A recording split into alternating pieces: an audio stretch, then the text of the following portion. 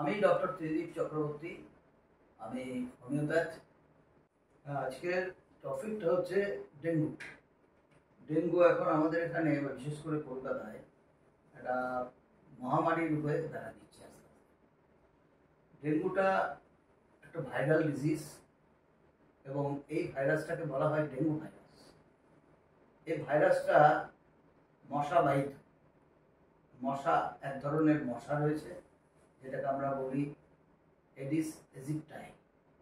এই Aedes aegypti এই জীবাণুটাকে, এই ভাইরাসটাকে বহন করে। তা একটা ইনফেক্টেড পার্সন, মানে কোনো হেলদি পার্সনের সারাউন্ডিং যদি কোনো ইনফেক্টেড পার্সন থাকে, তাকে মশাটা কামড়ালে সে সেখান থেকে ভাইরাসটা তুলে নেয় এবং একজন হেলদি পার্সনকে আবার কামড়ালে ভাইরাসটা তার মধ্যে ইন্ট্রোডিউস হয়, তখন ওই হেলদি পার্সন অ্যাফেক্টেড হয়। তা এই যে মশা, এই মশাটা জেনারেলি জন্মায় আমাদের বাড়ির আশেপাশে, কোথাও একটা ভাঙা কাপ বা ভাঙা মাটির ভাঁড় বা ভাঙা একটা হাঁড়ি, যেখানে বৃষ্টির জল জমে আছে, জলটা ক্লিয়ার ফাইন হতে হবে। জলটা নোংরা জল হলে ওখানে মশা ডিম পারে না। জলটা ক্লিয়ার হতে হবে এবং ক্লিয়ার ওয়াটারে এই মশাগুলো ডিম পারে। কিন্তু ওই ছোট ছোট জায়গা কী করে, এরা বড় জায়গা যেমন পুকুর বা অন্য কোনো বড় এলাকাতে জল জমে আছে, সেখানে কিন্তু এই মশা জেনারেলি ডিম পারে না। ডিম পারে এরকম ছোট ছোট জায়গা যেখানে মানে বৃষ্টির জল জমে আছে বা কোনোভাবে জল এসে পরিষ্কার জল পড়েছে, সেখানে ওরা ডিম পারে। এইভাবেই মশাটা বংশ বিস্তার করে, বাড়ে আস্তে আস্তে, এবং এরা ইনফেক্টেড হলে এরা তখন একটা ডিজিজ পার্সন থেকে ভাইরাসটা তুলে নিয়ে গিয়ে একটা হেলদি পার্সনের মধ্যে ইন্ট্রোডিউস করে, তখন ওই হেলদি পার্সন অ্যাফেক্টেড হয়। তাহলে ডেঙ্গু যে হয়েছে, এই যে ডেঙ্গু জ্বর, এটা যে হয়েছে, এটা আমরা বুঝবো কী করে? এটা আমরা বুঝবো জেনারেলি এর সাইন্স অ্যান্ড সিমটমস থেকে। এই সিমটমসগুলো কি? এই সিমটমসগুলো হচ্ছে, এর মধ্যে যেটা আমরা বলি ডেঙ্গু জ্বর বা dengue fever. Fever is a most common symptoms. এটা, এই ডিজিজটা দু রকমের হতে পারে, একটা আসিমটোম্যাটিক মাইল্ড টাইপ, একটা সিভিয়ার টাইপ।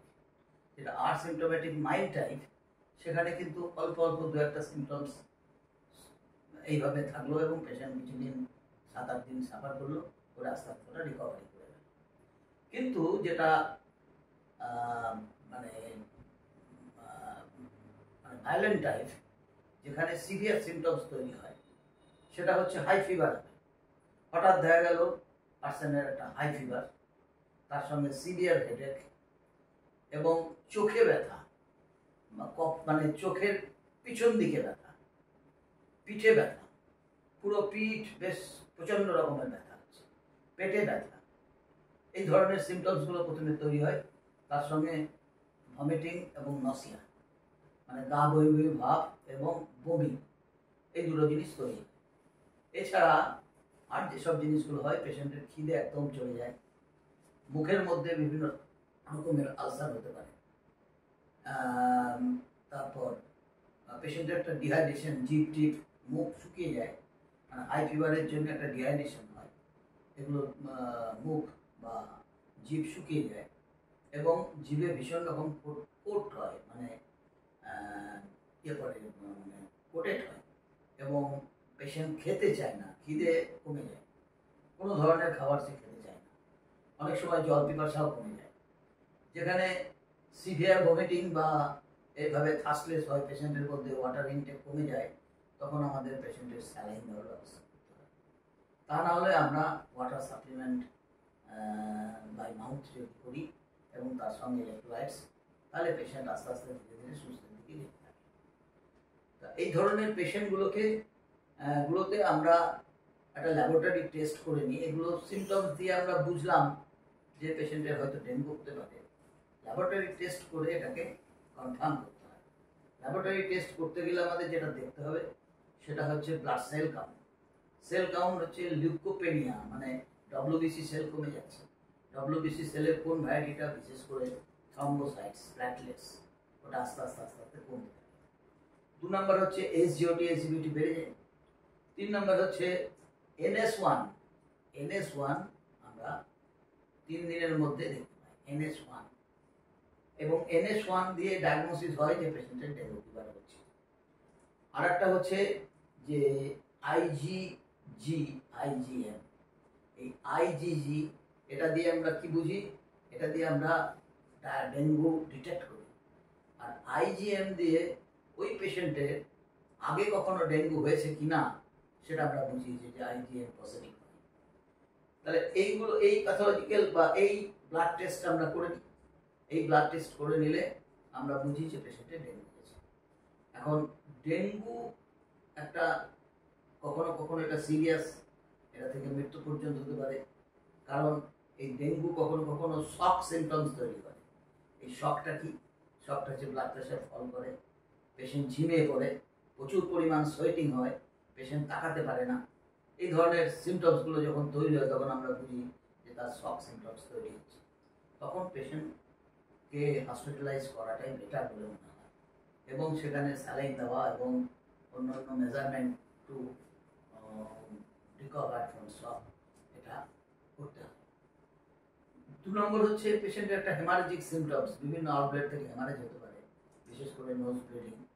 আরেকটা জিনিস, এই ডেঙ্গুর অন্যান্য সিমটমসের সঙ্গে ডেঙ্গুর পেশেন্টের শরীরে এক ধরনের লাল লাল প্যাচ বা ইরাপশন, ছোট ছোট ছোট ছোট ঘামাচির মতো লাল লাল ইরাপশন দেখা যায়।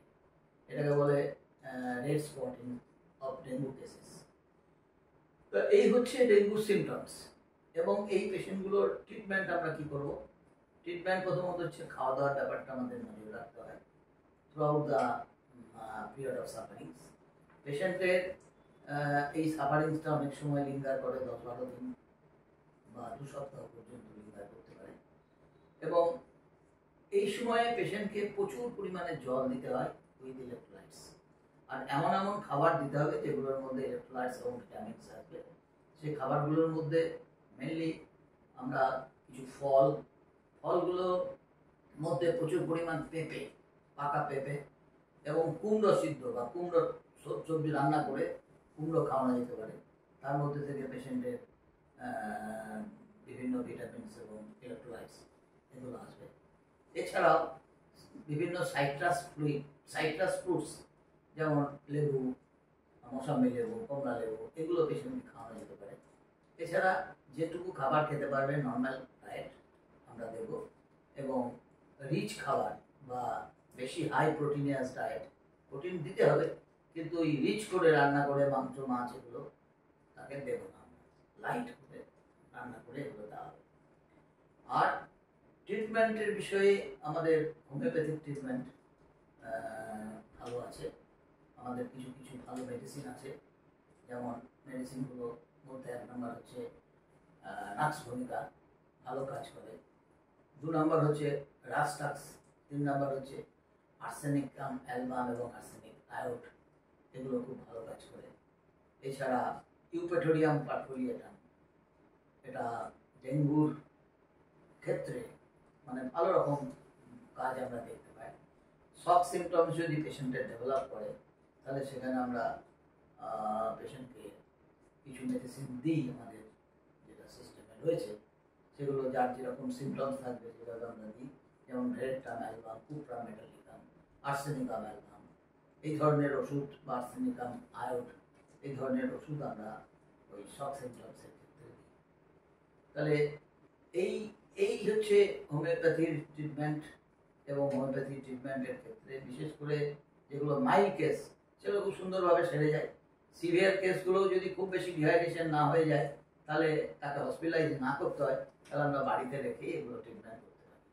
জেনারেলি ডেঙ্গু সিভিয়ার কমপ্লিকেটেড না হলে বাড়িতে রেখেই তার ট্রিটমেন্ট করা যায়, এবং তাতে মোটামুটি আমরা যা দেখেছি আমাদের চিকিৎসা বা চিকিৎসক লাইফ জীবনে যে পেশেন্ট আস্তে আস্তে ইমপ্রুভ করে যায়। এবং আমার নিজের বাড়ির ক্ষেত্রেও আমি 2 কেস এভাবে চিকিৎসা করে ভালো করেছি। তার মধ্যে একটি ছিল মাইল্ড এবং একটি বেশ সিভিয়ার। এটুকু আজকের মতো ডেঙ্গু